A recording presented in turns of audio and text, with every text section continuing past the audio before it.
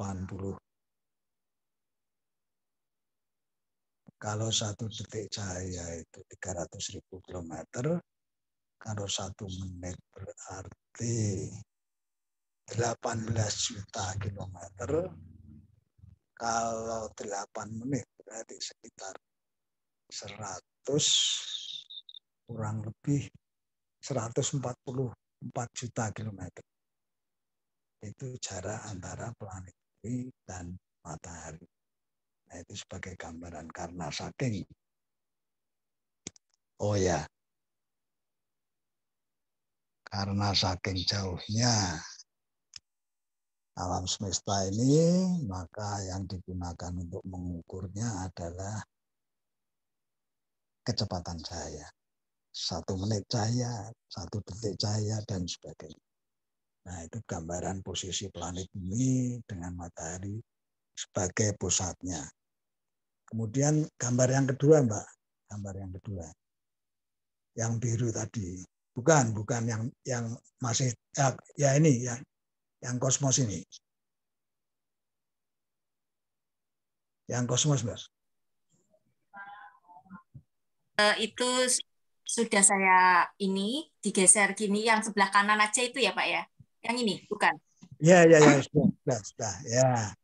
Ya, ini gambaran daripada alam semesta yang dipotret dari satelit Hubble NASA.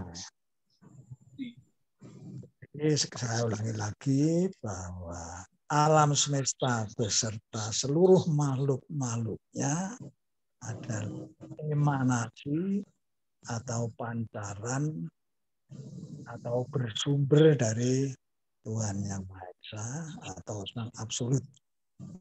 Nah, kehadirannya di alam semesta ini dalam rangka untuk berevolusi, bertumbuh maju dalam rangka kembali kepada Sang Absolut atau Tuhan Yang Maha Esa. Jadi karena inti eksistensi setiap makhluk itu adalah pletik atau percikan ilahiyah, maka berkualitas ilahiyah, bersifat ilahiyah, dan berpotensi ilahiyah. Nah, evolusi itu aktualisasi atau pembentangan potensi ilahiyah tersebut dalam rangka kembali kepada sumbernya. Jadi terus berevolusi meningkat. Kemudian lanjut yang jalur evolusi.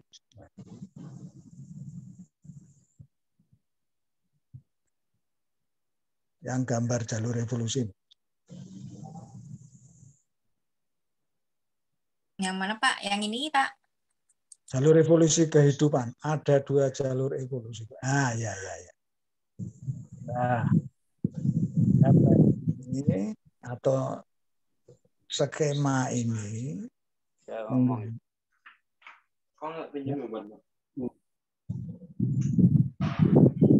orang yang masuk ya. Jadi gambar ini atau skema ini yaitu skema keevolusian hidup itu menginformasikan bahwa ada 2 jalur evolusi dalam rangka kembali kepada Sang Sumber atau Sang Absolut atau Tuhan Yang Maha Esa. Yaitu jalur evolusi kemanusiaan sebelah kanan itu sendiri yang berwarna oranye, yang dimulai dari mineral, kemudian tumbuh-tumbuhan, kemudian binatang, dan akhirnya menjadi manusia. Terus berevolusi sampai kelas kesadaran di atas manusia, terus sampai logos tata surya, terus berevolusi tak terhingga. Karena yang ilahiyah itu sendiri bersifat tak terhingga. Sedangkan yang jalur sebelah kiri, tengah kiri itu, di mana ada jin, jin bumi, kemudian ada peri, kemudian ada para jin darat, jin api, dan seterusnya. Akhirnya juga burung. Burung itu jalur evolusi yang nantinya akan menjadi dewa. Yang nantinya akan menjadi dewa. Nah, setelah masing-masing menjadi manusia dan menjadi dewa, dari jalur kedewaan dan jalur kemanusiaan akhirnya bertemu pada satu tingkat, yaitu yang disebut paradian Cohan. Ini tingkat evolusi kesadaran yang di atas kelas manusia, di atasnya kelas adet. Jadi kelas adet itu tingkat evolusi kesadaran di atas kelas kesadaran manusia. Kemudian di atas kelas kesadaran adet itu ada yang disebut kelas kesadaran Dian Cohan. Evolusi kesadaran terus berlangsung dalam rangka kembali kepada yang maha sadar. Nah, pada malam hari ini saya membatasi hanya pada jalur evolusi kesadaran kemanusiaan. Tolong Mbak Yana ditampilkan gambar evolusi yang gambar ke, coba ditampilkan. Bukan, terus, Ban. Terus. Gambarnya hanya sampai ini, Pak. Yang lain kan sudah dihapus sama panjenengan, Pak.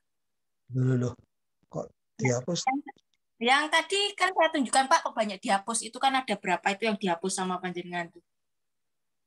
Saya tanya tadi. Ya ini aja gambarnya kan sudah di. Sebentar, kok ini. Enggak, yang gambar evolusi itu loh ya. Yang kurva evolusi. Nah.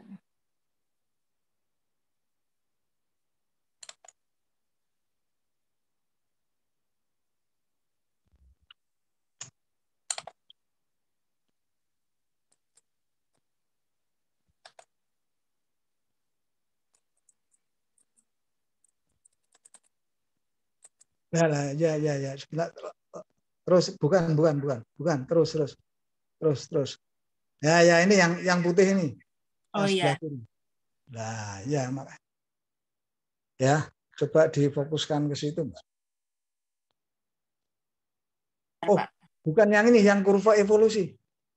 Yang kurva evolusi.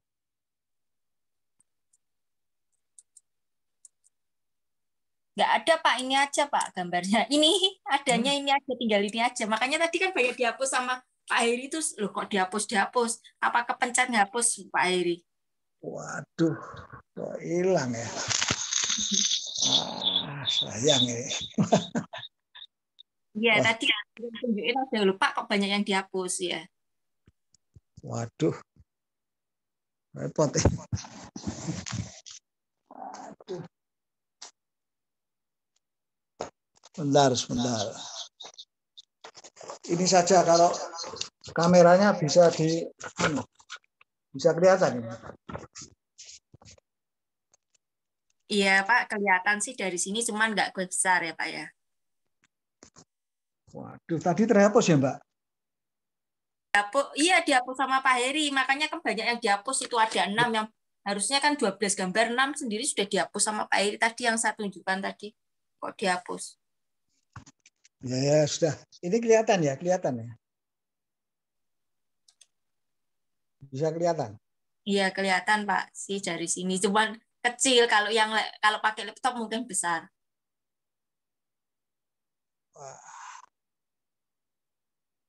Bisa dilihat ya. Ya inilah Bapak Ibu semua gambar diagram 2 dimensi daripada kurva evolusi jalur kemanusiaan. Jadi evolusi di jalur kemanusiaan diawali dari kelas kesadaran mineral, kemudian meningkat menuju kelas kesadaran tumbuh-tumbuhan, terus meningkat menuju kelas kesadaran binatang, dan akhirnya sampai di kelas kesadaran manusia. Human. Apabila dilanjutkan, maka evolusi kesadaran meningkat di kelas superhuman.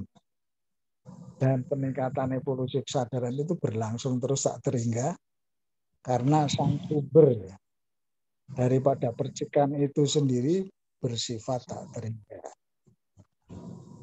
Inilah evolusi kemanusiaan.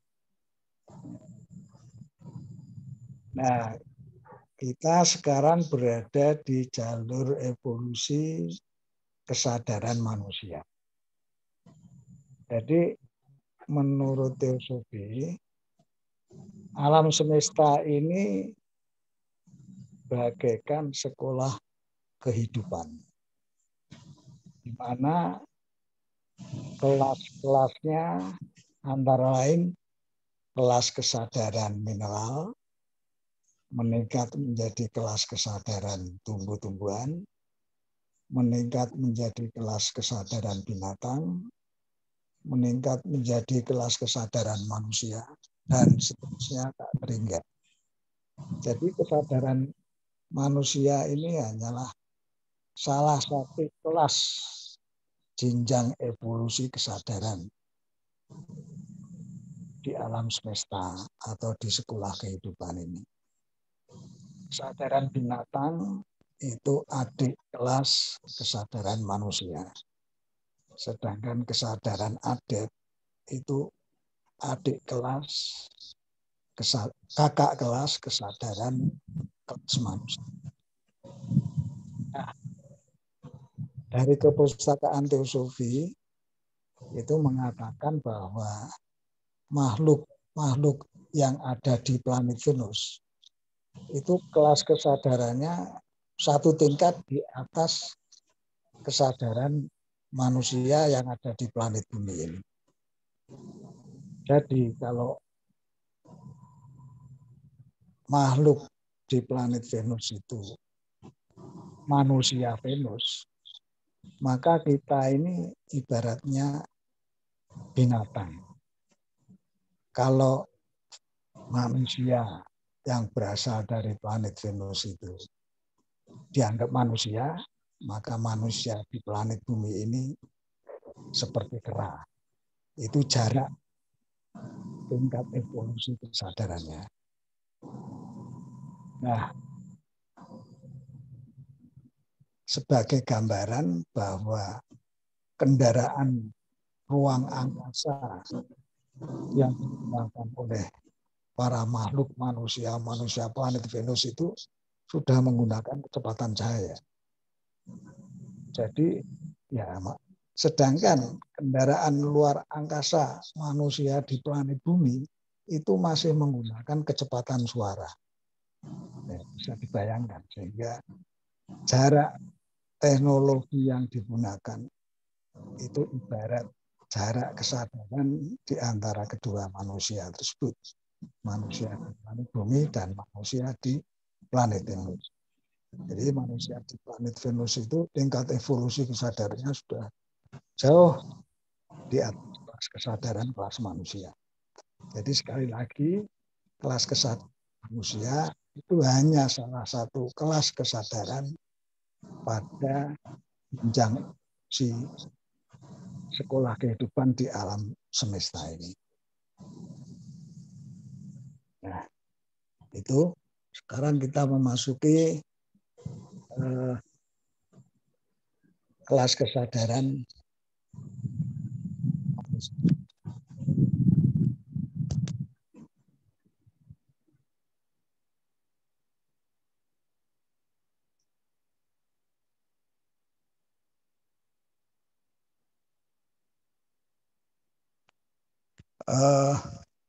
yang pertama, setelah percikan ilahiyah atau inti eksistensi makhluk, dalam hal ini manusia yang disebut monad, itu memasuki tingkat evolusi kesadaran manusia, maka inti eksistensi atau percikan ilahiyah atau monad tersebut memercikkan dirinya sehingga diperoleh turunan daripada monad itu yang disebut pribadi luhur. Proses pemercikan monad menjadi pribadi luhur atau roh itu disebut diferensiasi atau turunan. Kemudian pribadi luhur itu memercikkan lagi, turun lagi, membumi sehingga mewujud menjadi personalitas. Tolong digambarkan yang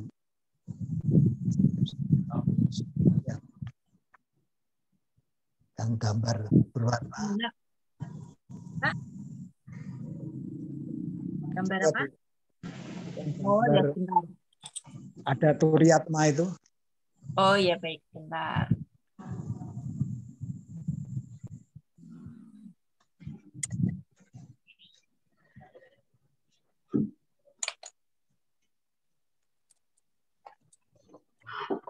Bukan.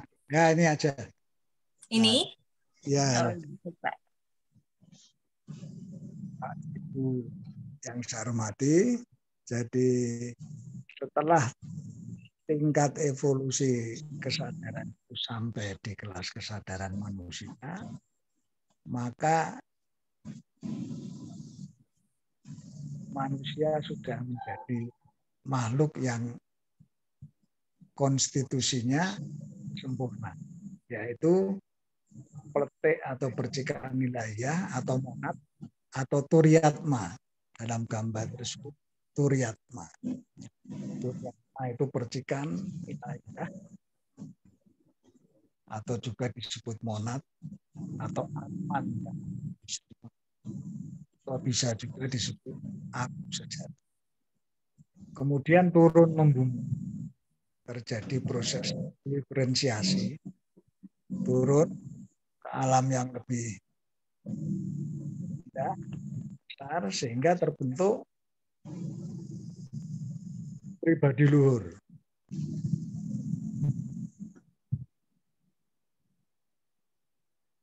Roh atau ego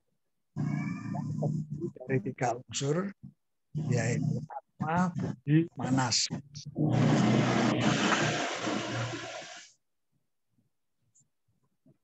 Jadi gambar putih itu gambar pribadi luhur atau roh sebagai turunan dari monad. Diferensiasi yang pertama. Kemudian turun lagi ke bawah, memadat sehingga terbentuk personalitas yang berwarna hijau. Nah, itulah konstitusi total manusia, pletik, roh, jiwa.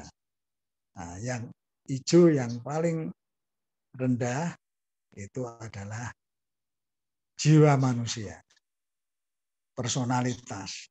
Tetapi jiwa manusia itu juga bagian subsistem daripada jiwa rohaniah yang berwarna putih, yang disebut pribadi luhur. Dan pribadi luhur ini subsistem dari percikan atau kletik. Jadi ini adalah sistem kesadaran ilahiyah. Penjelmaan daripada esensi atau substansi daripada hidup itu adalah kesadaran. Nah, kesadaran itu membumi dari alam yang tinggi, yang lebih halus, membumi sehingga mewujud menjadi konstitusi total manusia. Letik roh jiwa. Nah, itu konstitusi total manusia. Coba ditunjukkan gambar yang lain, Mbak, untuk lebih memperjelas. Bukan. Ya, ini yang anu dulu.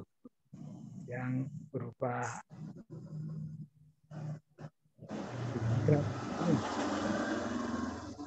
bukan yang ini, Mbak. Terus. Ya, ini. Yang gambar putih itu ya. Coba difokuskan ke situ. Ini gambarnya sudah besar, Pak. Biasanya kalau di layar masing-masing Oh, ya. bisa di zoom. Ya, terima kasih. Ya. Jadi saya ulangi lagi, Bapak Ibu. Jadi setelah pletik atau percikan ilahiyah atau monad itu berevolusi dari tingkat kesadaran yang paling rendah, yaitu mineral, kemudian meningkat tumbuh-tumbuhan, meningkat di binatang, kemudian masuk ke dalam kelas kesadaran manusia, maka di kelas kesadaran manusia itu tadi inti eksistensi atau pletik atau percikan ilahiyah atau monad tadi turun membumi sehingga membungkus dirinya menjadi roh, membungkus lagi menjadi personal. Kalau dibalik dari bawah, maka dalam gambar tersebut personalitas atau pribadi rendah atau jiwa fana, kesadaran di sini terkena mati, kemudian meningkat lingkaran yang kedua, yang lebih tinggi, berarti itu artinya yang lebih halus, yang lebih dalam, yang lebih luas, yaitu individualitas atau pribadi luhur atau roh, kemudian meningkat lagi yang lebih besar, lingkaran yang lebih besar, lingkaran vertikal itu, yaitu monad atau pletik atau percikan ilahiyah. Jadi kalau dari atas, pletik atau monad, turun individualitas atau roh, turun lagi personalitas atau menjadi manusia. Jadi itu ibarat sistem subsistem. Di dalam personalitas terkandung nilai-nilai kesadaran individualitas, sekaligus terkandung nilai-nilai kesadaran monad atau pletik atau percikan ilahiyah. Nah, karena pletik atau percikan ilahiyah ini adalah pletiknya daripada Tuhan.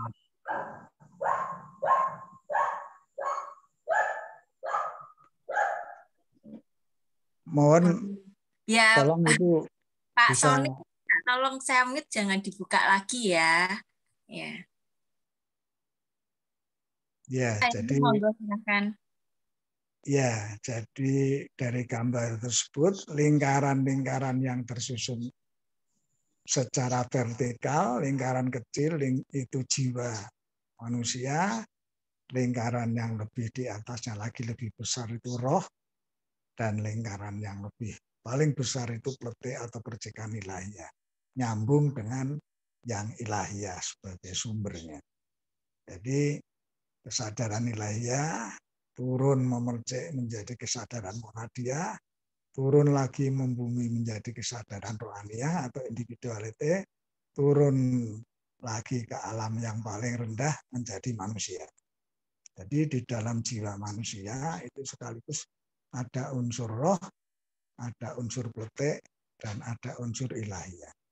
Tetapi ini bersifat potensial untuk mewujudkan konstitusi atau struktur sekaligus sistem kesadaran ilahiyah tersebut harus diwujudkan dalam sekolah kehidupan ini dengan berevolusi.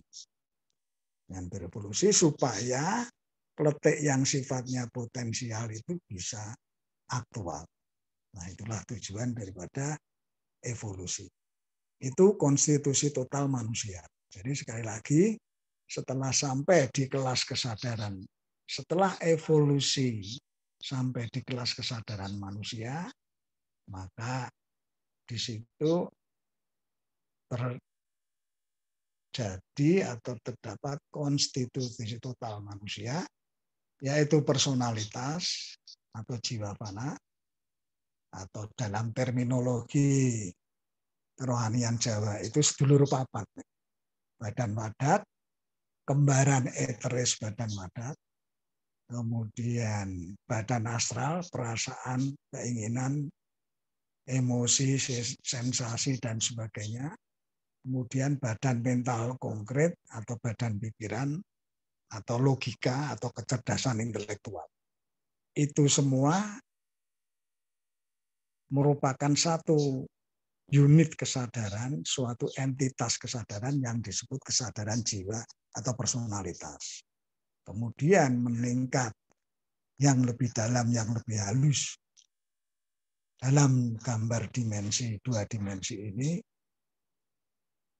digambarkan lebih luas, lebih dalam, lebih tinggi, lebih halus, kesadaran rohaniah atau pribadi luhur, terus lagi lebih dalam lagi, lebih halus lagi, kesadaran pletik.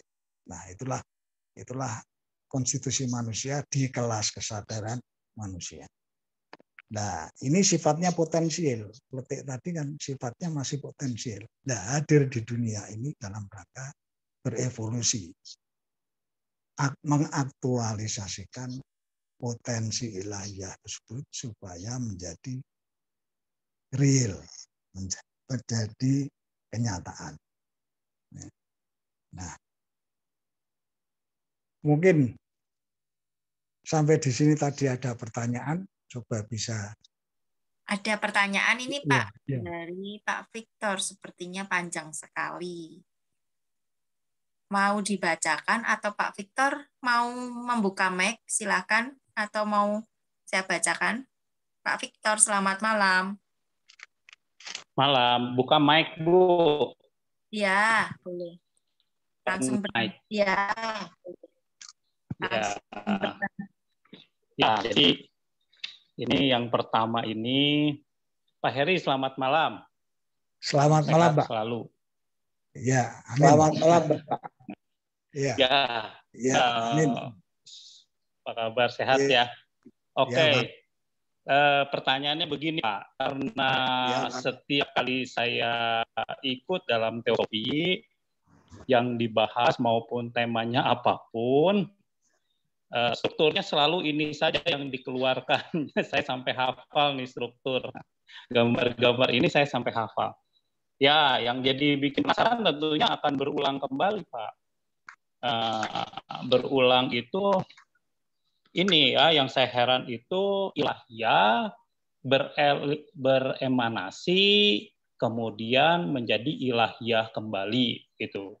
Nah, pertanyaan yang selalu saya menjadi misteri ini apa tujuannya, apa maksudnya ilahiyah beremanasi untuk menjadi ilahiyah begitu.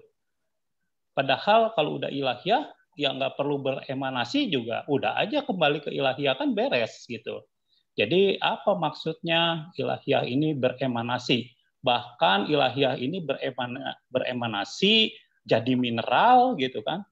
Nah, setelah jadi mineral bersekolah gitu kan. Bersekolah gitu, seolah-olah ketika ilahiyah jadi mineral ini, ilahiyahnya jadi bodoh begitu kan. Jadi bodoh gitu, membodohkan dirinya sendiri gitu, terus sibuk berevolusi gitu untuk kembali lagi jadi ilahiyah begitu kan. Nah, jadi apa gitu, ini maksud dari semuanya ini gitu. Ilahiyah itu apa maksudnya? Kok repot-repot jadi mineral begitu. Terus beremanasi sampai menjadi berevolusi sampai menjadi ilahiyah lagi gitu kan. Nah, itu Pak pertanyaan yang terus menjadi misteri buat saya. Terima kasih, Pak. Ya, terima kasih Pak Victor. Saya mencoba menjawab. Dulu ketika saya masih muda, ketika saya dalam situasi kejiwaan yang prihatin, muncul pertanyaan persis seperti apa yang ditanyakan Pak Victor. Nah, ya istilahnya ya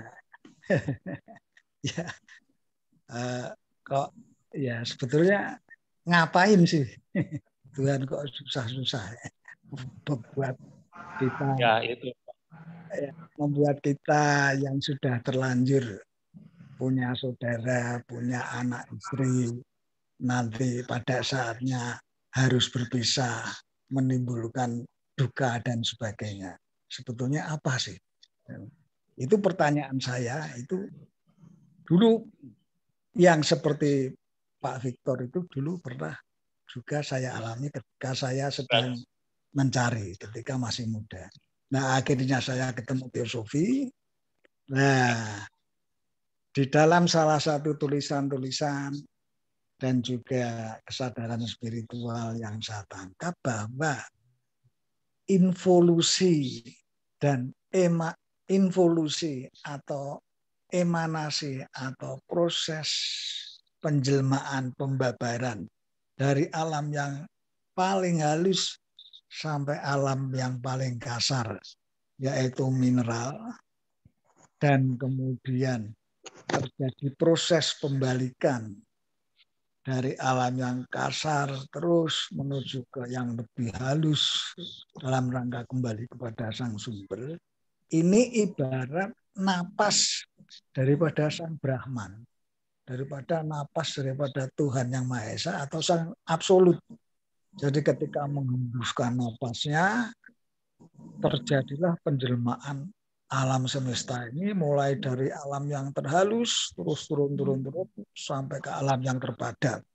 Dan ketika terjadi penarikan napas, maka proses evolusi itu terjadi dari alam yang paling kasar terus meningkat kembali kepada sang sumber alam-alam yang lebih halus, lebih luhur. Jadi itu ibarat napas sang Brahman atau sang absolut. Nah, iya Pak. Itu maaf Pak, yang bisa saya jawab. Maaf Pak, yang saya maksud bukan itu Pak. Yang saya maksud tuh apa maksud dari nafas ini semua gitu. Apa maksud dari nafas Brahma ini semua sehingga nafas ini jadi mengkristal gitu, dari halus jadi mengkristal menjadi kasar, kemudian kok sibuk jadi halus lagi. Brahmanya nggak usah bernapas Pak, jadi halus, nggak perlu beremanasi, tetap aja jadi halus. Kalau harus kembali lagi ke halus gitu kan. Kalau dari halus harus kembali ke halus, ya udah nggak usah capek-capek beremanasi Pak. Kan udah dihalus, untuk kembali lagi ke halus nggak usah capek-capek bernapas Pak. Gitu maksud saya. Terima kasih Pak. Ya, itu kan maksudnya Pak Victor ya.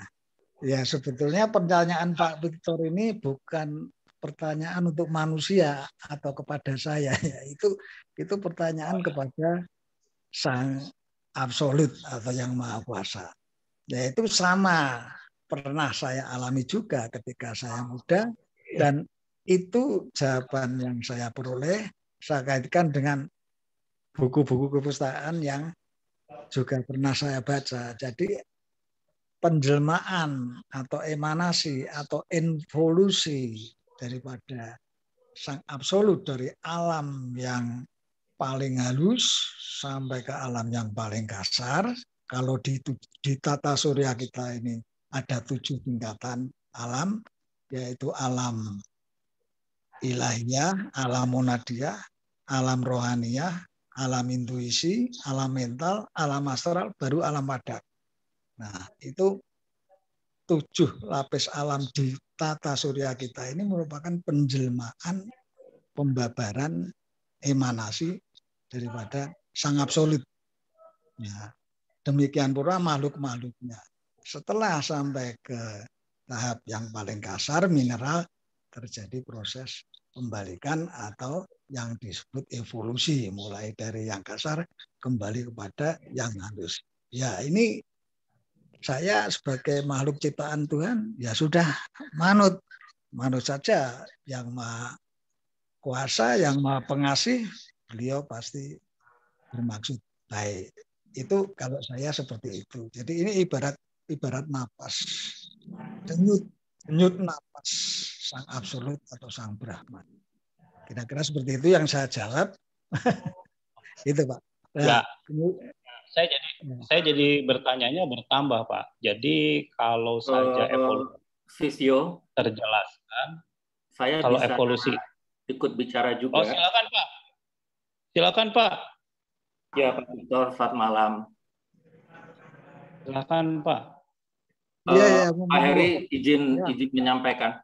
Iya, monggo boleh.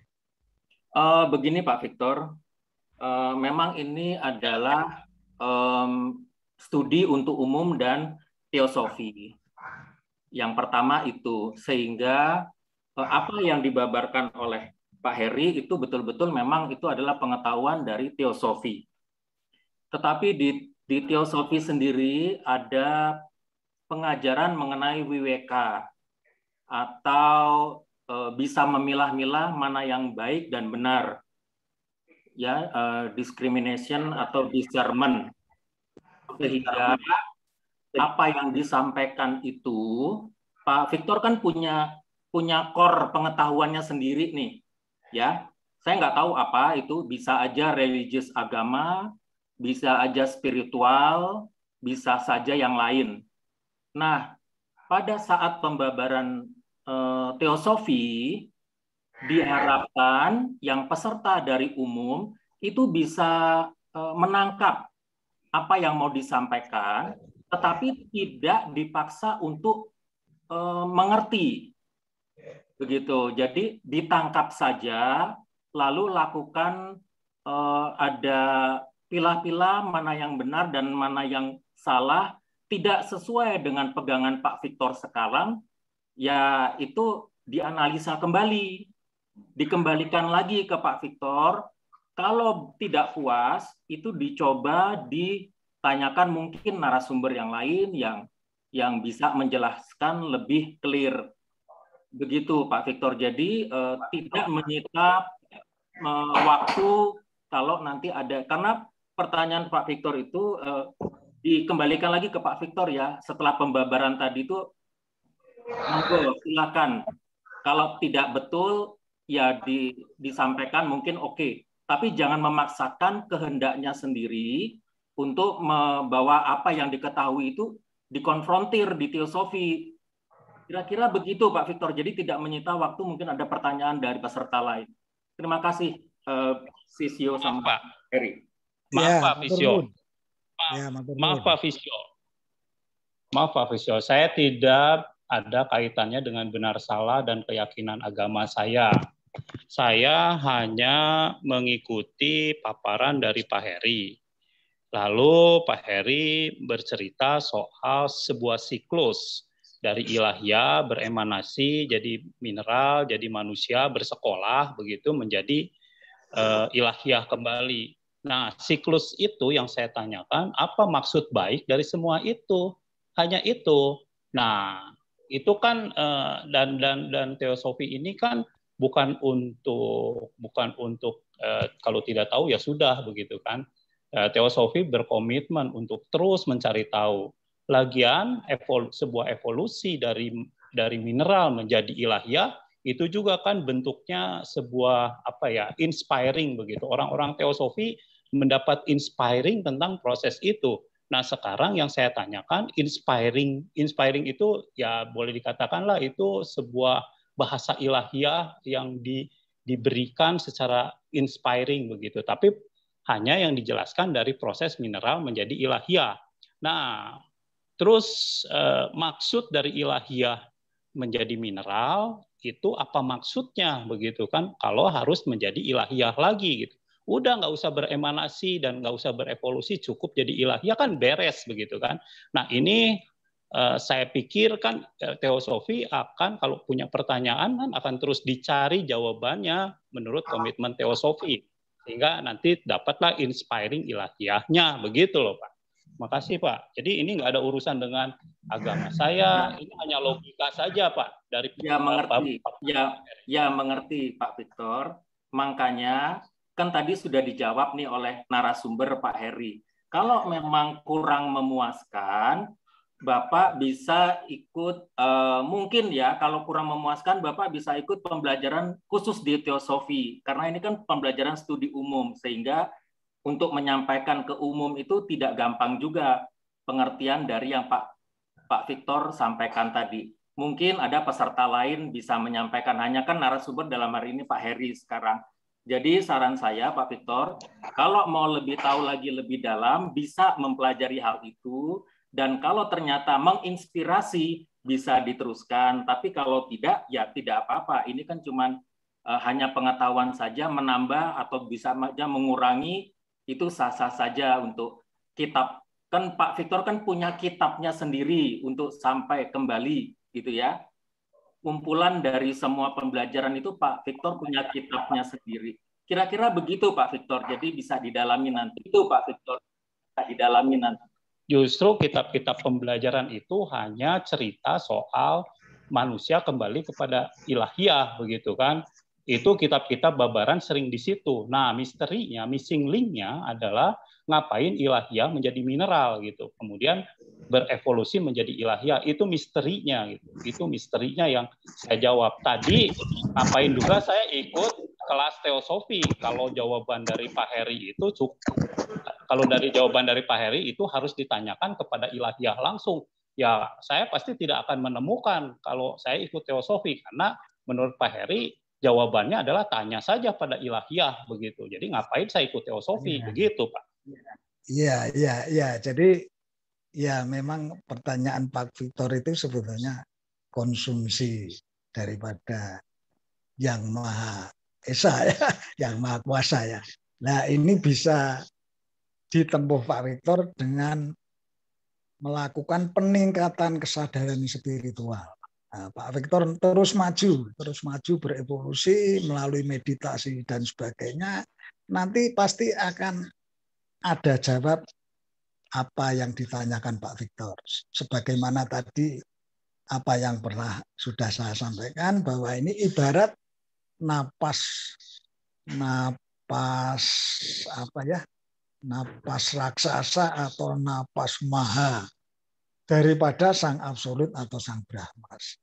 Jadi emanasi, involusi, penjelmaan, dan kemudian pembalikan atau evolusi, ini ibarat napas sang Brahman atau sang absolut atau Tuhan yang Maha Esa itu sendiri. Nah, mengembuskan nafasnya, terjadi emanasi, pembabaran penjelmaan, ketika menarik napasnya, terjadi evolusi, bahkan pralaya. Ya, ini seperti itu yang saya tangkap, karena saya dulu juga pernah memiliki pertanyaan persis seperti apa yang ditanyakan Pak Victor.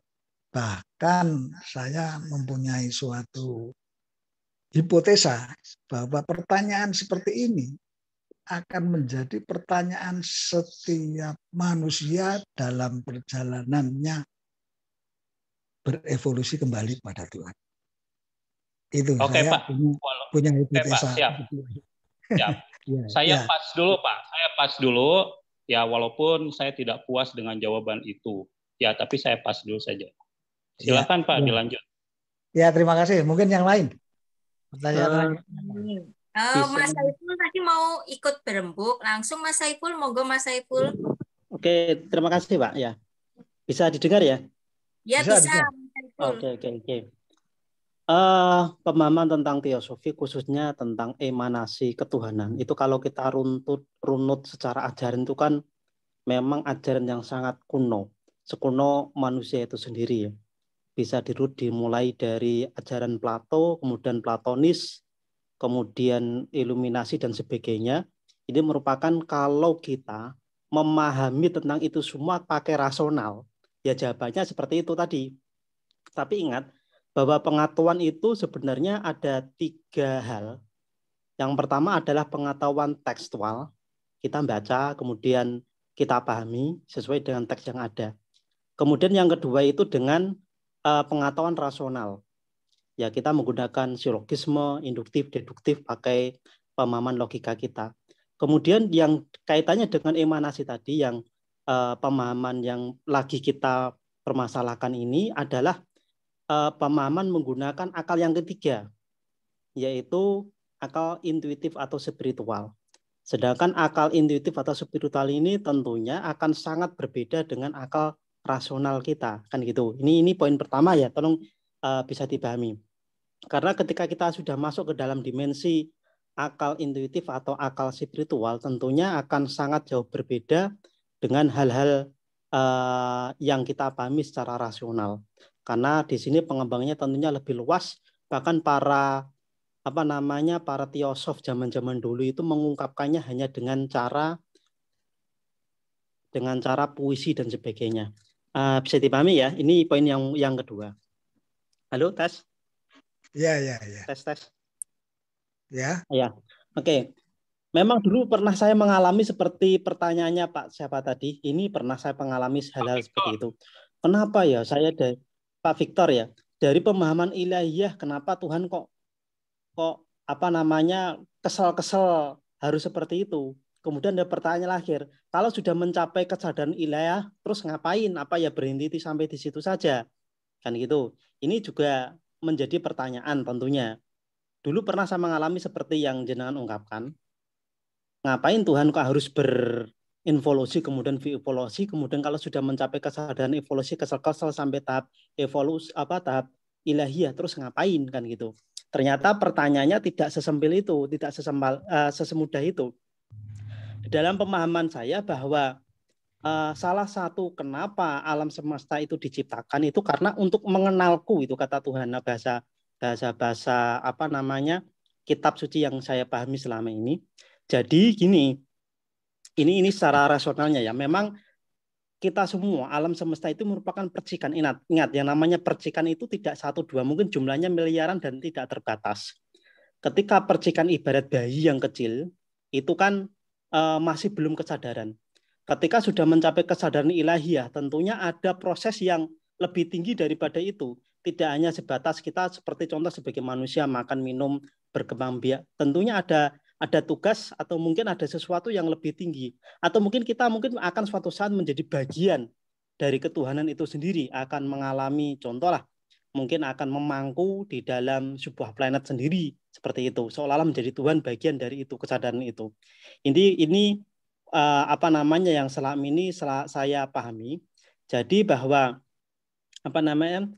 kita itu merupakan tajali atau penampakan atau bagian dari Tuhan.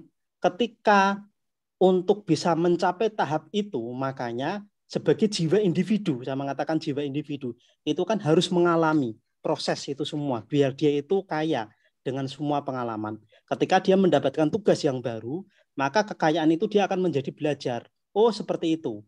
Tetapi secara tidak langsung bahwa kita itu merupakan pikiran atau bagian dari Tuhan itu sendiri. Ini mungkin bagian kecil yang mungkin bisa dipahami ya.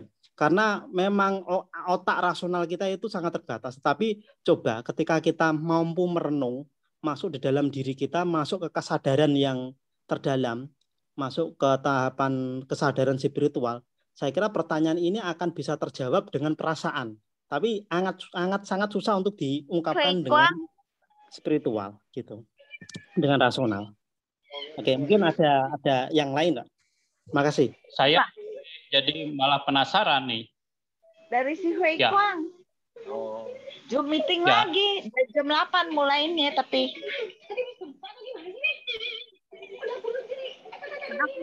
saya mute dulu ya.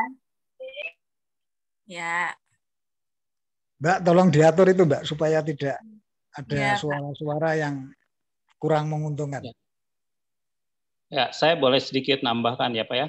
Ini mengenai komitmen teosofi. Pertama kali adalah komitmen teosofi itu adalah bagaimana yang saya pahami ya, inspirasi-inspirasi yang ilahiyah, inspirasi-inspirasi spiritual bisa dijelaskan kepada publik begitu dalam bentuk rasional. Nah, itu komitmen dari teosofi yang saya pahami. Nah, kalau saja pemahaman-pemahaman spiritual yang teosofi dapatkan itu bisa terjelaskan evolusi perubahan dari mineral menjadi ilahiyah, begitu kan? Nah, itu juga kan sebetulnya penjelasan dari mineral berevolusi menjadi ilahiyah itu dapatnya pasti dari inspirasi spiritual, dari meditasi, dari apa gitu. Kemudian teosofi menjelaskan secara rasional. Begini loh prosesnya, begini strukturnya, sampai tadi Pak Heri menjelaskan strukturnya begitu detail gitu kan. Itu pasti dapatnya dari inspirasi spiritual yang kemudian dijelaskan secara rasional. Kalau dari mineral sampai ilahiyah saja bisa dijelaskan secara terstruktur, nah sekarang yang perlu dijelaskan secara rasional lagi, ngapain capek-capek ilahiyah jadi mineral, begitu kan? Itu ngapain capek-capek beremanasi jadi mineral, itu yang harus dijelaskan secara rasional sebagai pertanggungjawaban dari teosofi menamakan dirinya teosofi, begitu, gitu. Ya, nah, itu terima kasih Pak Victor.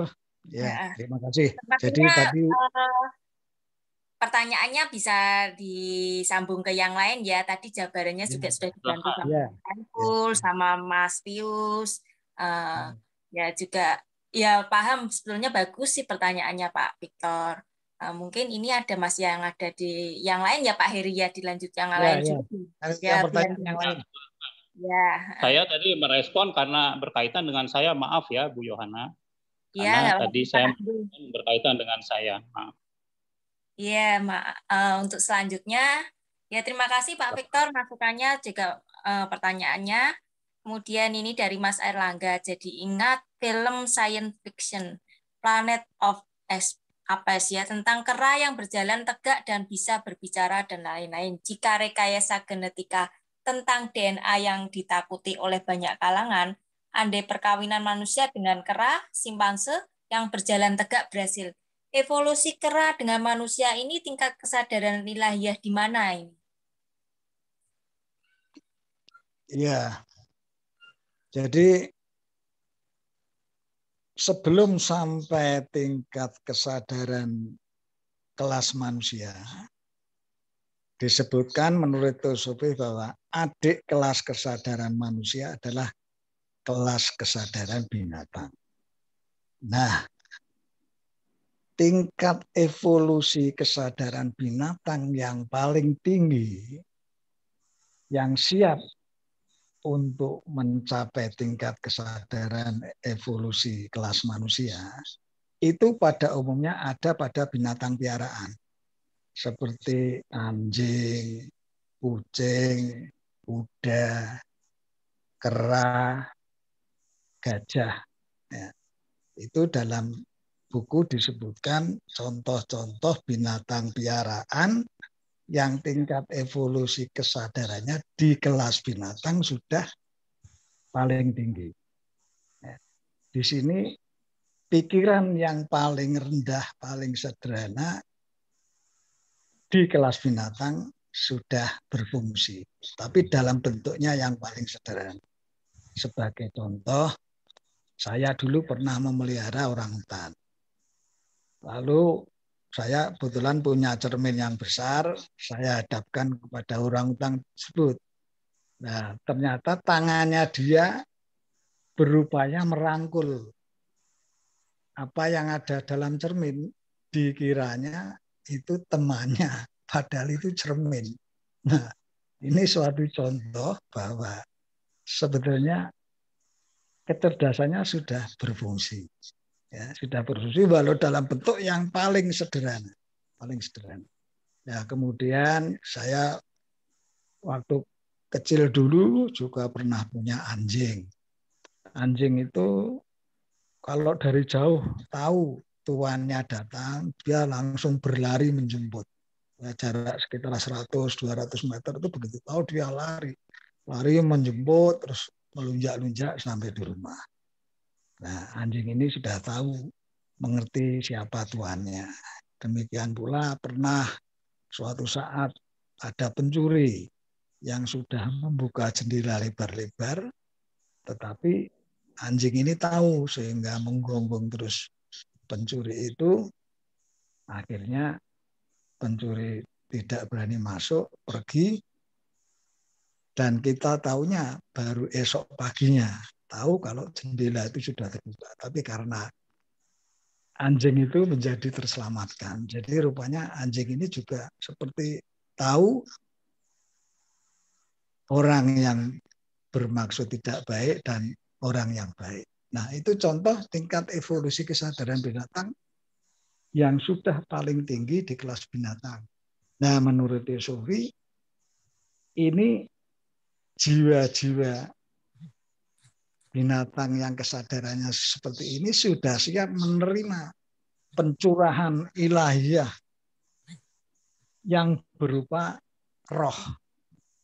Sehingga ketika tingkat evolusinya sudah memungkinkan kesadaran binatang ini, akhirnya melalui suatu proses ilahiyah, dia masuk ke kelas kesadaran manusia dengan pencurahan ilahiyah yang ketiga yang disebut diberi roh itu. Diberi roh. Sehingga masuk kelas kesadaran manusia menjadi konstitusi total manusia, yaitu jiwa, roh, plete. Seperti dalam gambar personalitas, individualitas, monad. Nah, ini konstitusi total manusia. Kalau di kelas binatang dan lebih rendah lagi tumbuh-tumbuhan mineral, itu tidak ada unsur roh. Jadi unsur roh mulai muncul setelah masuk pada tingkat kelas kesadaran manusia. Dan seterusnya, berevolusi seterusnya tak terhingga. Demikian Pak tadi, siapa? Maaf, saya lupa namanya. Ya, jadi binatang tidak punya roh, binatang punya jiwa tapi tidak punya roh. Kalau manusia jiwa, roh, plete. Itu. Ya, terima kasih Pak Heri. Pak Erlangga Sulono, semoga terbantu terjawabkan ya pertanyaannya. Kemudian dilanjutkan, ini ada dari Mas Liman ya. Semesta dan seluruh isinya tercipta sebagai wujud nyata Maha Kasih, Maha Indah, dan Maha Harmoni. Tuhan Sang Esa Absolut. Ibarat di samudra tercipta miliaran bunga buih ombak. Sebentar kok hilang. Bunga buih ombak, arus gelombang, pulau es, dan lain-lain. Tetapi identitas dan kualitasnya adalah air emanasi samudra. Ini lanjutannya ya dari Mas Liman masih. Tetapi masing-masing personel manusia memiliki kesesatan dan kemelekatan yang kadarnya masing-masing berbeda. Makanya terbentuk ego palsu yang ekstrim.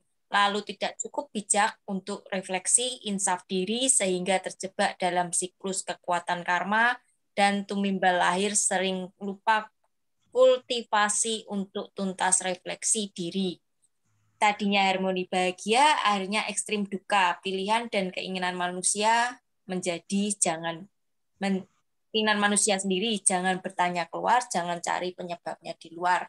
Oh, ini komentar atau pendapat dari Mas Lisman ya. Lisman. Kemudian ada lagi kah pertanyaan? Sebentar, ada yang terlewat mungkin. Ya, ini dari Mas Surya ya, tidak semua pertanyaan bisa diterima jawaban. Terus mencari bisa jadi energi untuk melanjutkan, untuk menemukannya. Dari Mas Surya lagi, jangan putus asa Pak Victor, tetap mencari jawaban akan hadir bagi yang terus mau mencari dan tidak putus asa. Ya, kemudian Pak Heri, ini belum ada pertanyaan lagi, apa mau ada? Saya teruskan dulu ya. Ya, dilanjutkan dulu ya Pak Heri. Ya. Ya, jadi tadi sedikit menjawab pertanyaan Pak Victor yang belum terjawab. bahwa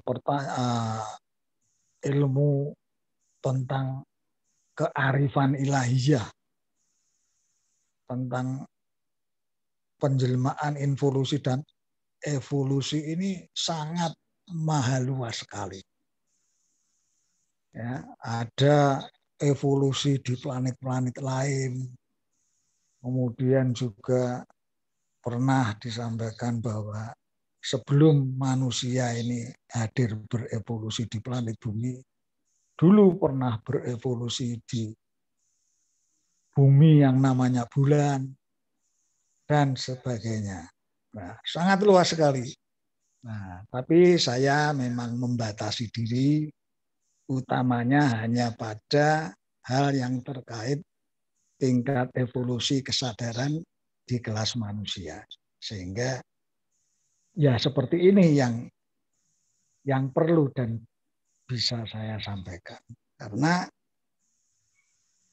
yang harus dipahami oleh manusia bahwa dia hidup di dunia ini untuk menjadi manusia sadar hukum. Antara lain hukum evolusi atau hukum pertumbuhan. Jadi dia sadar bahwa hadir di dunia ini untuk tumbuh, untuk berkembang, untuk maju.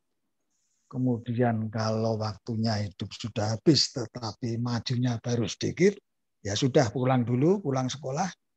Nanti lahir kembali di dunia, masuk sekolah, ketemulah hukum yang kedua, reinkarnasi.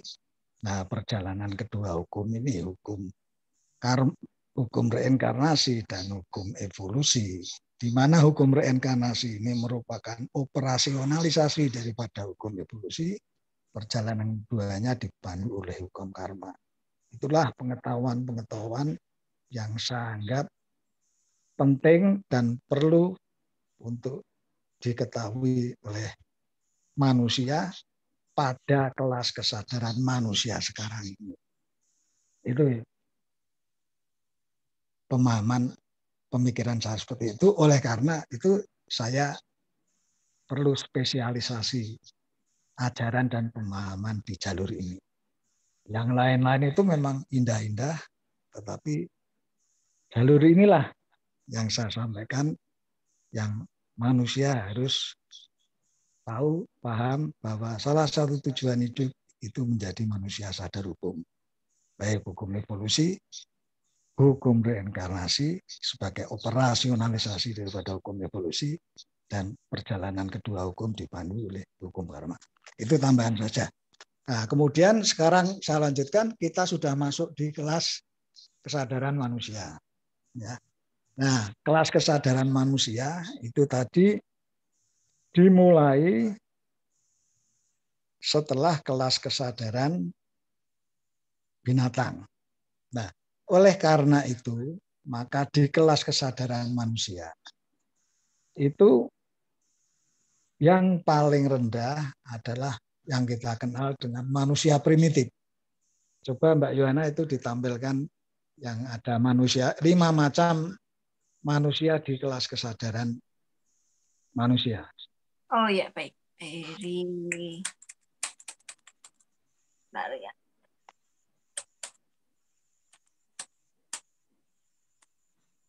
Ini Pak.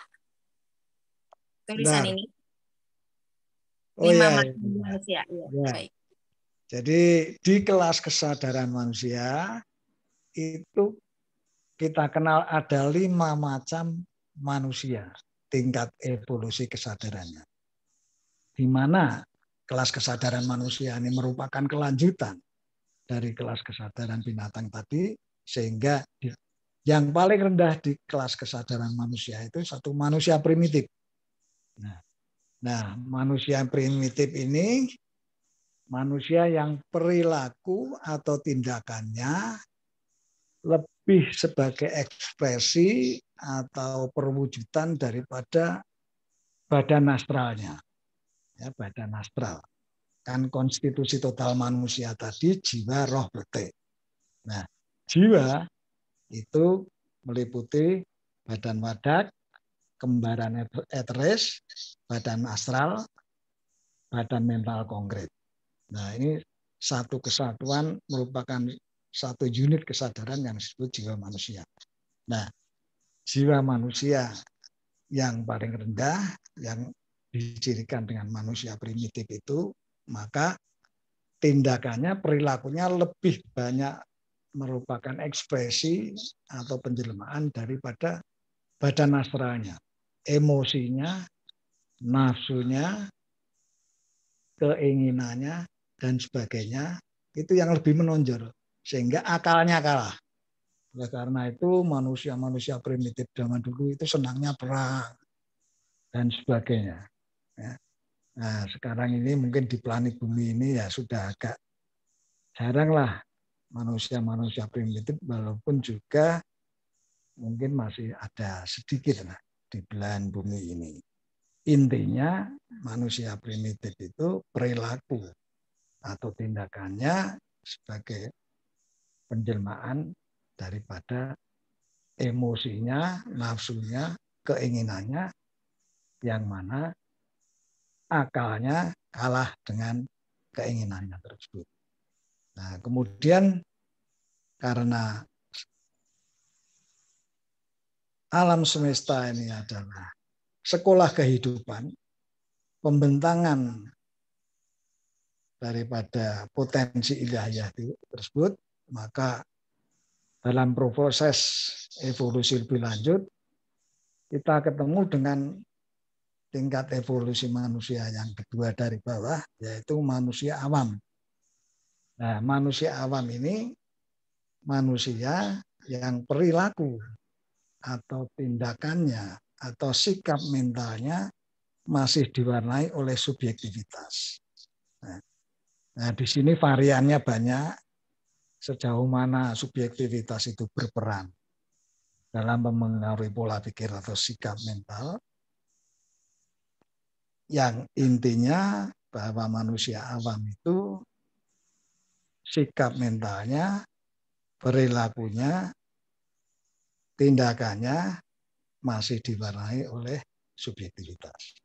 Nah, subjektivitas itu bisa berupa keinginan, bisa emosi, bisa nafsu, bisa pamrih. Nah, ini manusia awam.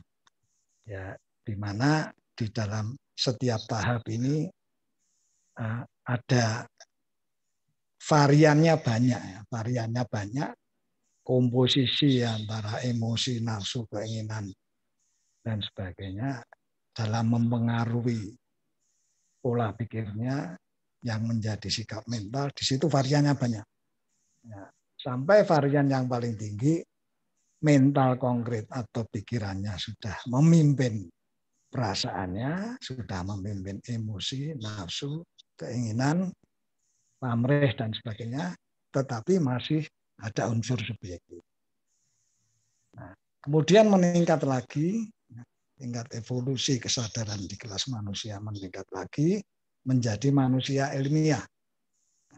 Nah, manusia ilmiah di sini proporsi kesadaran dan energinya sudah banyak di badan mental atau pikiran konkret, sehingga proporsi daripada subjektivitas sudah semakin kecil atau bahkan sudah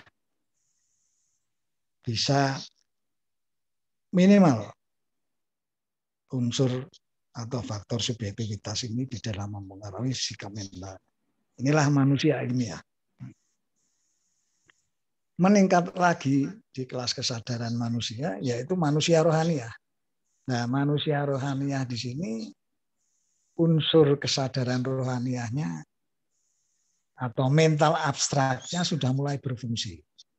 Nah, dikatakan manusia rohaniah apabila proporsi kesadaran dan energi di dalam badan-badannya itu katakanlah 60 sudah rohaniah, yang 40% masih personalitas. 60% sudah masuk kesadaran individualitas, yang 40% masih masuk kesadaran personalitas. Tetapi di sini pribadi luhur sudah bisa memimpin pribadi rendah.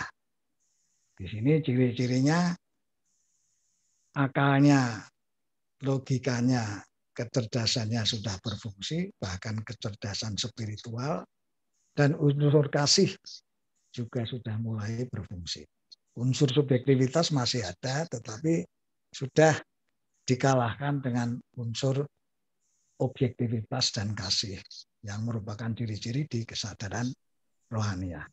Nah, itulah makhluk rohaniah. Jadi kalau misalnya di dalam budaya spiritual Jawa itu ada istilah mengalah. Mengalah. Orang no gunane ngeyel lah. Gak ada gunanya ngeyel, lebih baik mengalah. Mengalah bukan berarti kalah, karena mengerti, karena tahu. Nah, ini sikap mental, contoh sikap mental rohaniah. Nah, kemudian di atas manusia rohaniah itu manusia sempurna. Manusia sempurna ya sudah, dia sudah energi dan kesadarannya sudah 100% di rohaniah. Kecerdasan spiritualnya sudah 100%, energi dan kesadaran yang di personalitas itu sudah 0, ya ini sudah selesai. Manusia, tingkat evolusi kesadarannya sudah selesai di kelas manusia, lulus dari kelas manusia, dia melanjutkan terus evolusinya di kelas manusia yang dikatakan superhuman atau adept. Ini sudah kelas kesadarannya sudah di atas manusia. Dia sudah tidak harus turun lagi ke dunia untuk bereinkarnasi, kecuali turun ke dunia untuk membawa misi pepadang bagi umat manusia. Nah, itulah tadi tingkatan-tingkatan evolusi di mana ada 5 macam tingkat evolusi kesadaran manusia di kelas kesadaran manusia. Kita lanjutkan dulu. Nah, bagaimana sekarang kita mewujudkan atau berevolusi tersebut dalam rangka supaya terjadi peningkatan kesadaran? Yaitu dengan melakukan pemurnian jiwa. Ya, dengan melakukan pemurnian jiwa. Nah, pemurnian jiwa ini beraspek fisik dan beraspek metafisik. Yang beraspek fisik itu dari makanan dan minuman, yaitu makan makanan yang dengan bumbu yang tidak sangat merangsang sekali, kemudian juga syukur-syukur bisa vegetarian, kemudian juga minumnya tidak mengandung alkohol, harus minuman murni biasa, kemudian juga tidak merokok. Nah, itu 4 macam bentuk pemurnian dalam arti fisik dari apa yang kita makan dan kita minum.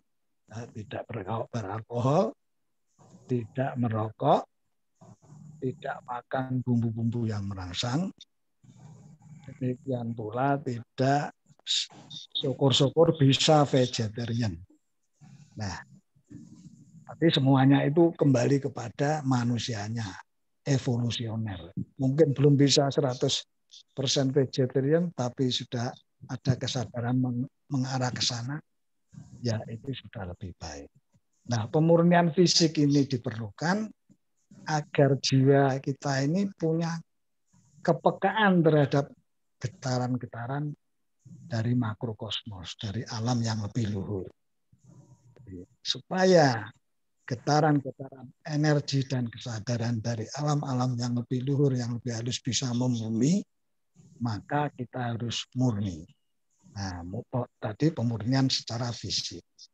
Nah, pemurnian bukan hanya secara fisik, tetapi juga secara metafisik.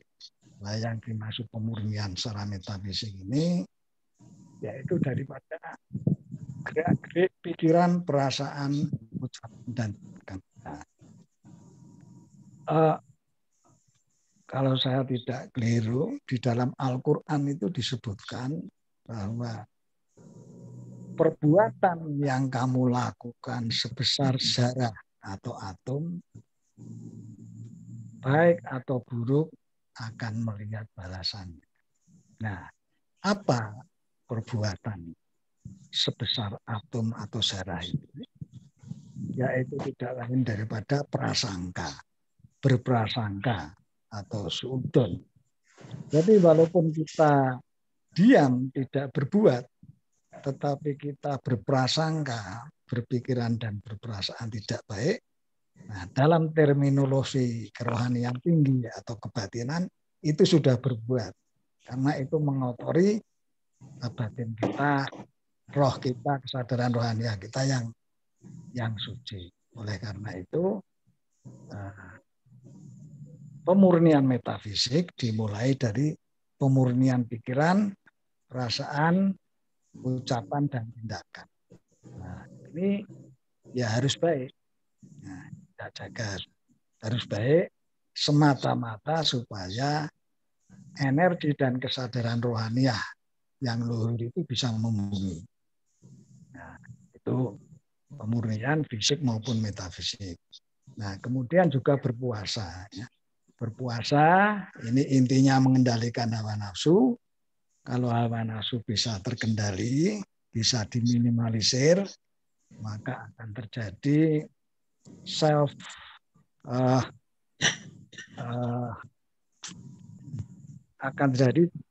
transformation of energy and consciousness, akan terjadi transformasi energi dan kesadaran dari energi dan kesadaran yang rendah personalitas menuju energi dan kesadaran yang luhur atau rohaniah.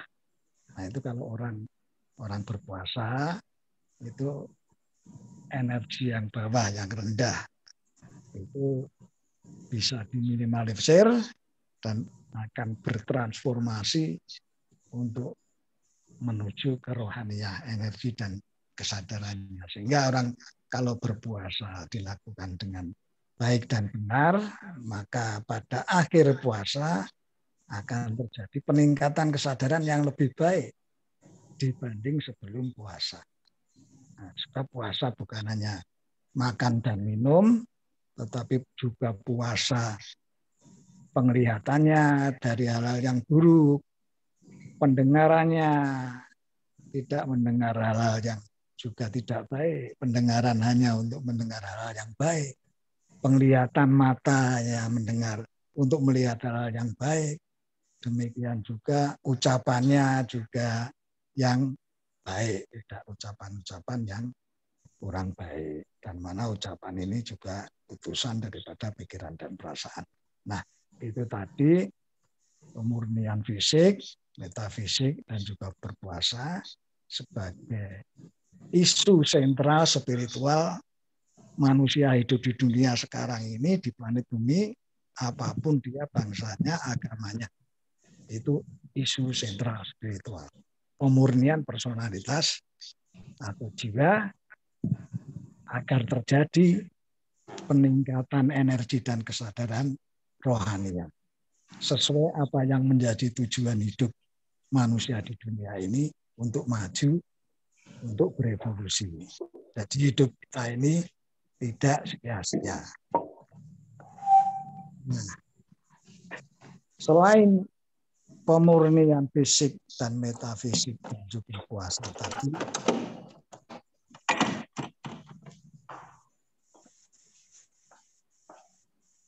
selain pemurnian fisik dan metafisik tadi juga diikuti dengan doa dan meditasi. Ya bisa doa ya monggo, mereka yang masih menempuh jalan pendekatan kepada sang sumber atau sang absolut atau Tuhan dengan doa monggo, dengan meditasi yang monggo. Nah, meditasi di sini ada beberapa macam tingkatan sesuai dengan tingkat evolusi kesadarannya. Salah satunya sebagai contoh adalah dalam kerohanian Jawa itu ada apa yang dinamakan sebagai semeleh. Semeleh atau manep. Nah, untuk meditasi yang masih memfungsikan semeleh dan menep ini karena kesadaran belum terfokus di kesadaran rohaniyah atau mental luhur. Sudah rohaniyah, tetapi proporsi atau komposisi kesadarannya masih sebagian ada di pribadi rendah atau personalitas. Sehingga dalam proses meditasi dia perlu semeleh menolkan gerak energi dan perasaan dan fisik. Jadi fisik disalahke, rileks 100%, kemudian badan astral, perasaan dinolkan, ditenangkan, demikian pula gerak pikiran juga dinolkan, ditenangkan, menep, semeleh. Nah, akan terjadi self transformation of energy and consciousness dari pribadi rendah menuju pribadi luhur. Nah, jadi sebetulnya meditasi ini sudah termasuk langkah atau upaya revolusioner. Bukan evolusioner lagi, tapi sebetulnya sudah termasuk dalam ranah revolusi kesadaran. Ya. Jadi itu cara atau upaya yang perlu dilakukan oleh manusia dalam rangka berevolusi bagi mereka yang sudah sadar, sudah mengerti bahwa tujuan daripada hidup ini untuk tumbuh, untuk berkembang kesadarannya. Sehingga ketika waktunya habis, kita harus pulang kembali kepada Tuhan, terjadi surplus iman atau surplus kesadaran. Ya, itu tadi sekali lagi bentuk-bentuk pelaksanaan daripada evolusi di kelas kesadaran manusia. Nah, kemudian juga dampak akhirat daripada pemurnian tadi itu juga ada, karena manusia ini sesungguhnya dia hidup di 3 alam sekaligus. Alam fisik, alam akhirat berupa alam astral dan alam mental, konkret, alam pikiran. Nah, ketika waktu masih hidup, dia sudah melakukan pemurnian personalitas, sehingga terjadi peningkatan kesadaran, maka ketika saatnya tiba kita dipanggil pulang kembali menghadap Tuhan, di bagian alam yang mana kita nanti tersadar, itu sangat ditentukan oleh pemurnian atom-atom atau badan-badan kita, baik yang kasar maupun yang halus, yaitu badan astral dan badan mental konkret. Pemurnian badan astral dan badan mental konkret akan berdampak pada partikel-partikel atau atom-atom badan-badan tersebut, yang mana nanti ketika kita waktunya hidup di dunia habis, mati, melepas badan wadahnya, di alam kejiwaan kita masih berbadan yang halus, astral dan mental. Di alam mana kita nanti tersadar, yaitu alam astral dan alam mental, di bagian yang mana itu sangat ditentukan oleh kualitas atom-atom badan-badan manusia sebagai mikrokosmos, sebagai hasil dari pemurnian yang telah kita lakukan. Jadi demikian itu Bapak-Bapak yang saya hormati, bahwa evolusi di kelas kesadaran manusia ini terjadi mulai dari yang paling rendah, alam yang paling rendah, atau badan yang paling rendah, kesadaran yang paling rendah, yaitu manusia primitif, meningkat menjadi manusia awam, meningkat menjadi manusia ilmiah, meningkat lagi menjadi manusia rohaniah, sampai akhirnya menjadi manusia sempurna. Itu tingkatan evolusi di kelas kesadaran manusia. Bagaimana evolusi itu kita laksanakan atau berlangsung? Evolusi atau berlangsung kita laksanakan dengan melakukan pemurnian baik fisik maupun metafisik, termasuk berpuasa dan juga meditasi atau selalu berdoa mendekatkan diri pada Tuhan dan atau meditasi. Dengan pemurnian jiwa dan meditasi, maka akan terjadi pemurnian partikel-partikel atau atom-atom manusia sebagai mikrokosmos yang satu dengan alam semesta sebagai makrokosmos. Artinya bahwa pemurnian yang telah kita lakukan itu berdampak di alam semesta atau makrokosmos, atau nanti di kehidupan kita setelah di alam wadak ini selesai, yaitu di alam-alam yang lebih halus, baik alam astral maupun mental, di bagian subalam mana nanti kita tersadar setelah kita mati atau meninggal, disitulah sebagai hasil dari pemurnian yang telah kita laksanakan ketika masih hidup. Demikian Bapak Ibu.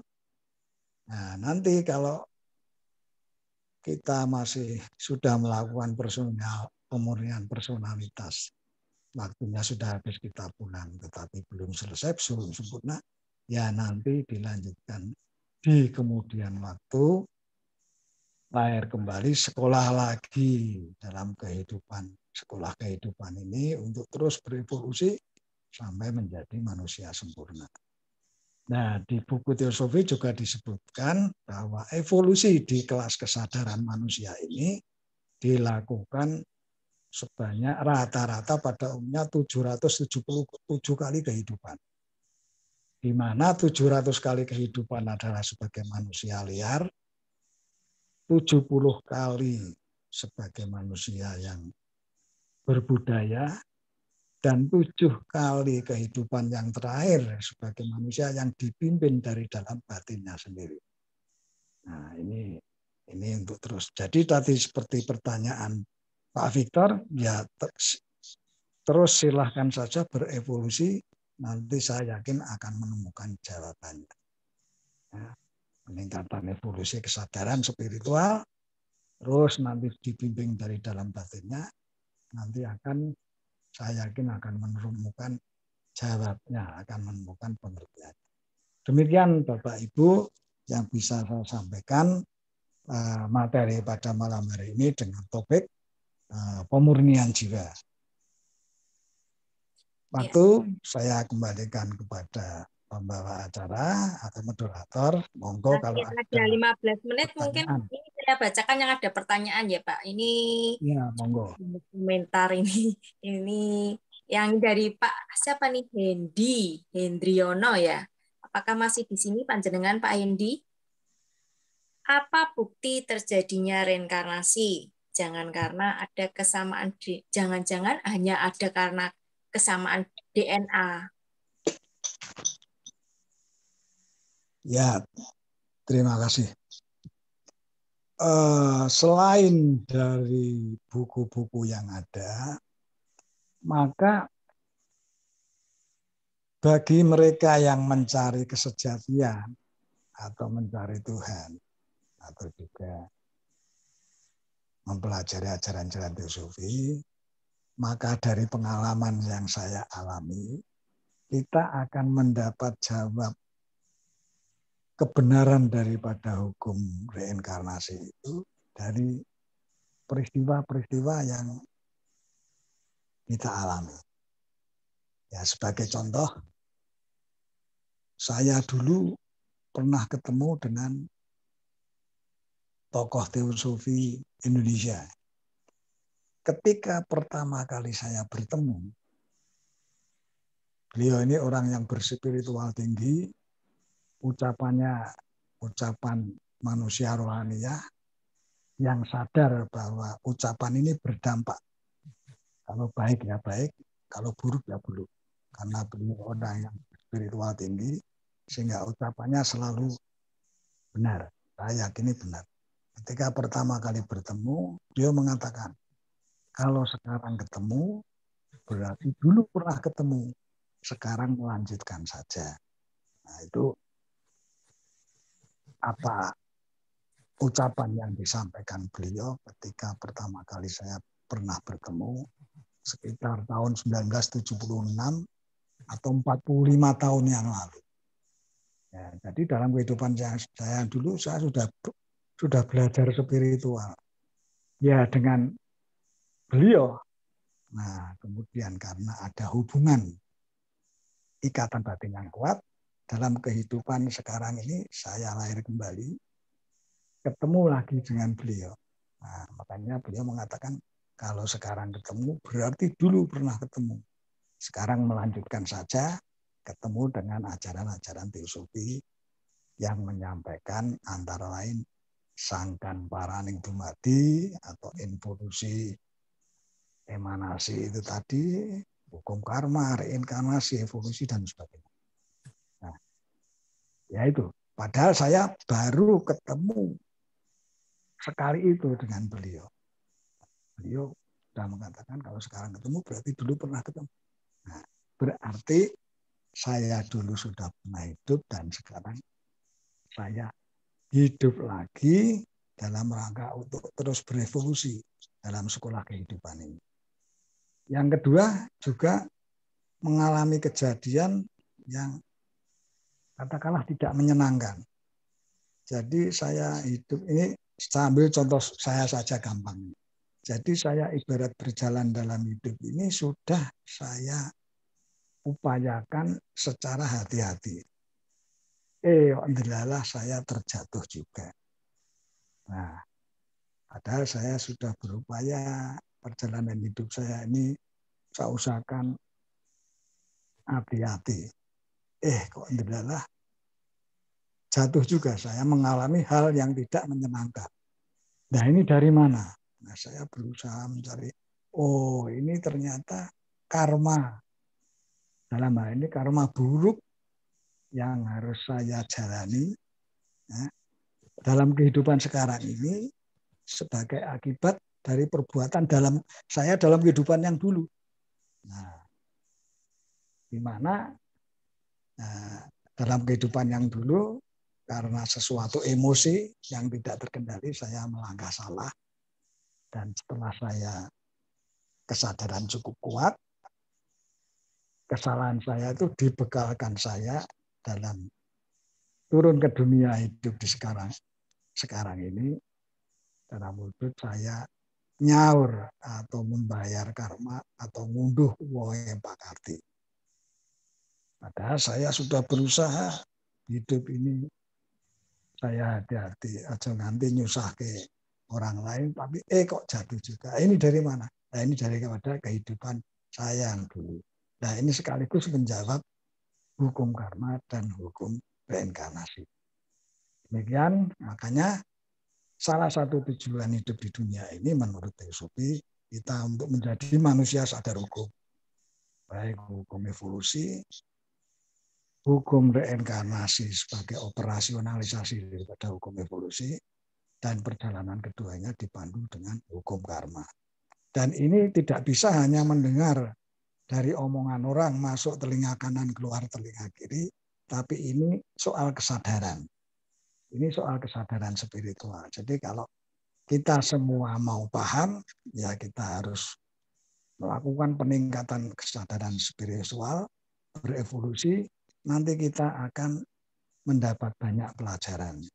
Baik dari buku maupun dari kehidupan yang kita alami secara langsung dalam perjalanan ini yang membantu menjelaskan teori yang ada dalam buku-buku yang ada. Demikian yang bisa saya jawab. Turun. Iya, terima kasih nggih Pak Heri. Semoga terbantukan terjawabkan nggih. Mas Hendinya sepertinya sudah keluar, nggak apa-apa ini. Masih Bu. Terima kasih Pak Heri. Iya. Sama-sama. Ya, betul Nun. Iya.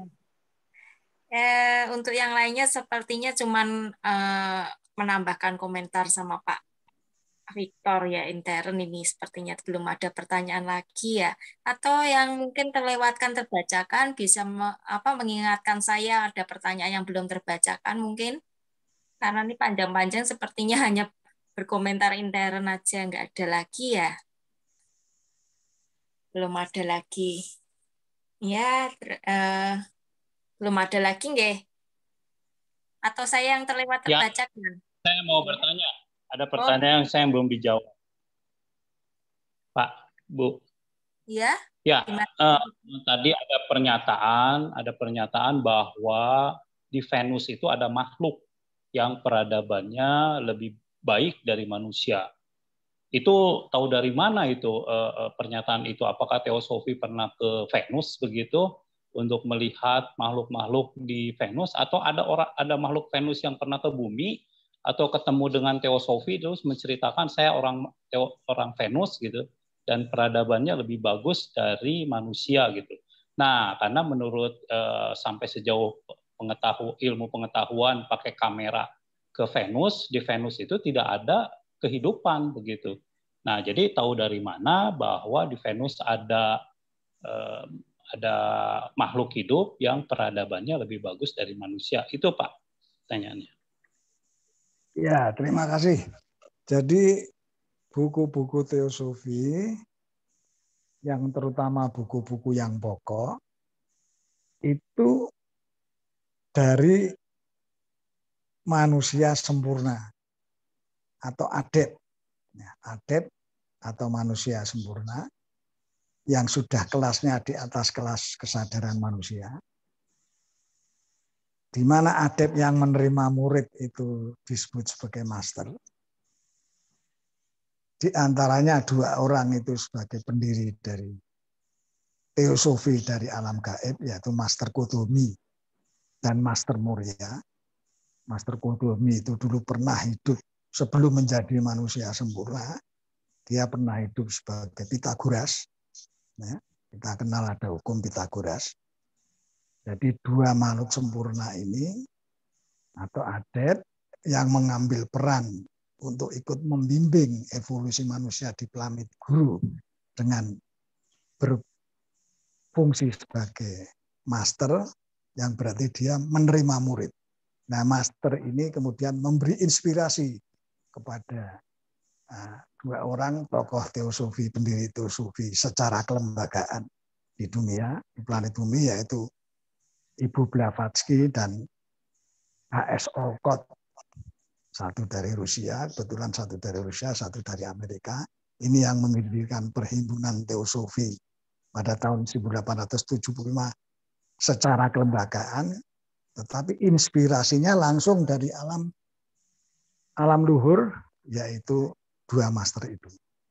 Nah, di buku-buku kepustakaan teosofi itu disebutkan bahwa 6,5 juta tahun yang lalu itu pernah kedatangan makhluk dari planet Venus, yang mana makhluk planet Venus ini yang memimpin evolusi manusia di planet bumi. Itu. Dan di kepustakaan teosofi pula itu disebutkan bahwa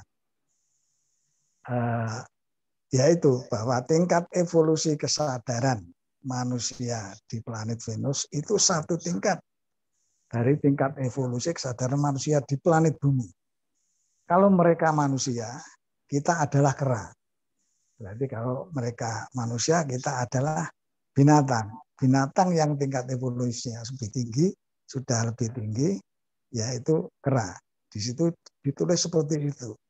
Ada bukunya, ada majalahnya, majalah persaudaraan manusia yang menjelaskan kisah itu. Nah, kalau dilihat dari segi teknologi tingkat kendaraannya saja yang digunakan, bahwa makhluk-makhluk yang kita sebut UFO itu kendaraannya sudah menggunakan kecepatan cahaya. Nah, jadi ya bisa dibayangkan kecepatan cahaya langsung celap gitu. Nah, kalau manusia teknologi kendaraan ruang angkasa masih menggunakan kecepatan suara. Sak banter-banter kendaraan ruang angkasa dari teknologi manusia di planet bumi masih dengan kecepatan suara, tapi mereka sudah menggunakan kecepatan cahaya. Dan juga circle crop ya. Circle crop itu banyak kasus-kasus di bumi, di dunia ini, termasuk di Indonesia, di mana ladang gandum atau padi sawah yang pada rebah dengan bentuk-bentuk yang sulit diterima kalau itu buatan manusia. Nah, dulu pernah ada kisah rame di daerah Berbah, Sleman, Yogyakarta soal circle corp ini. Nah, karena ramainya masyarakat berdatangan melihat fenomena atau kejadian itu, di mana tumbuhan padi pada rebah secara teratur dalam bentuk-bentuk yang tertentu, bahkan simbol-simbol yang sifatnya spiritual, tapi TKP-nya sudah rusak sehingga sulit untuk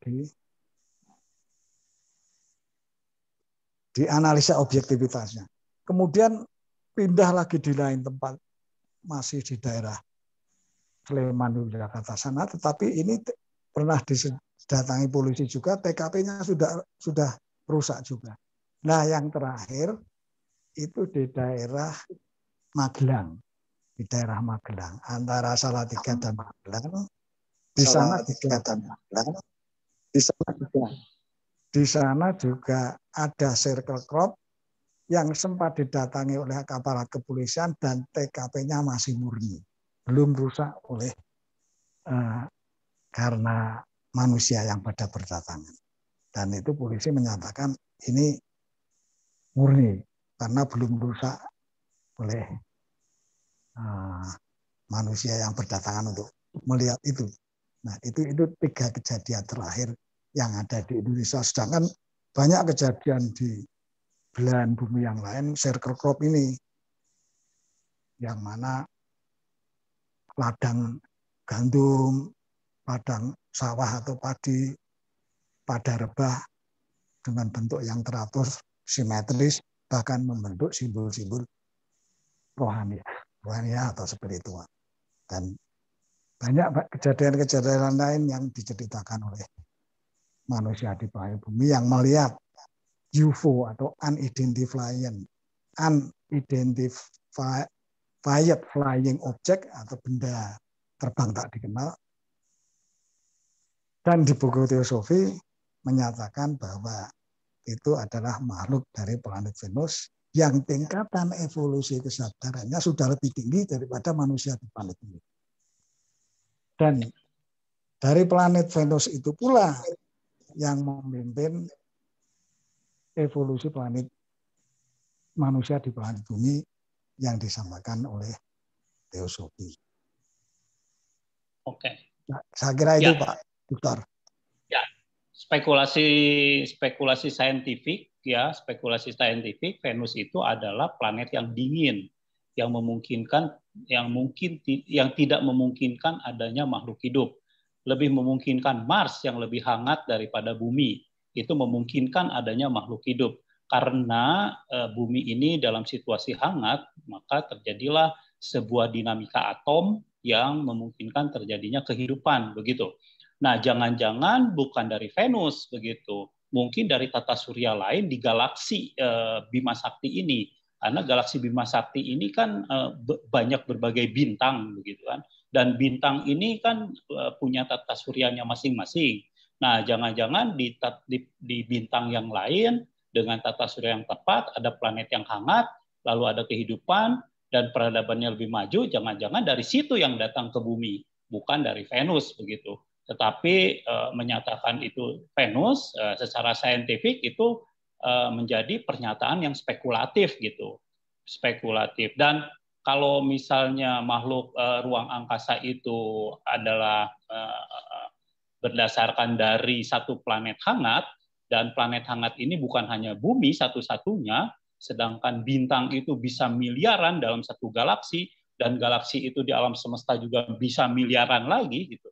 Ya, dengan kemampuan teknologi kecepatan cahaya, jangan-jangan itu bukan dari Venus, tapi dari tata surya lain di bintang-bintang yang lain yang ada miliaran bintang di satu galaksi begitu. Jadi itu teosofi akhirnya menyatakan Venus sebagai tempat dari makhluk yang peradabannya lebih tinggi, itu menjadi spekulasi. Karena kalau kita lihat kondisi di Venus gitu, dari mulai kelahiran matahari pun, sekarang matahari itu kan kalau dilihat dari astronomi, sekarang matahari itu kondisinya adalah bintang remaja gitu. Bintang remaja berarti kan dulunya bintang yang kecil gitu, dan kalau dulunya bintang kecil, bumi ini lebih dingin dari keadaan sekarang gitu. Dan sekarang makin remaja, makin panas, bumi menjadi hangat, Venus akan tetap dingin begitu. Dan jangan-jangan terbalik gitu, justru malah bumi yang peradabannya lebih bagus kalaupun di Venus ada makhluk. Itu secara logikanya gitu kalau dilihat dari teori-teori fisika begitu. Kalau dilihat dari teori fisika ya begitu. Jadi menyatakan bahwa Venus ada makhluk yang peradabannya lebih bagus itu tidak masuk akal gitu. Kalau dilihat dari perhitungan-perhitungan fisika begitu secara astronomi. Ya, terima kasih. Jadi teosofi tidak bicara jangan-jangan. Jadi di buku jelas disebutkan bahwa evolusi di planet bumi ini pun, evolusi manusia di planet bumi ini pun dipandu, dibimbing oleh makhluk-makhluk luhur dari planet Venus tersebut. Ini bukan jangan-jangan, ini tertulis di dalam buku yang pernah saya baca.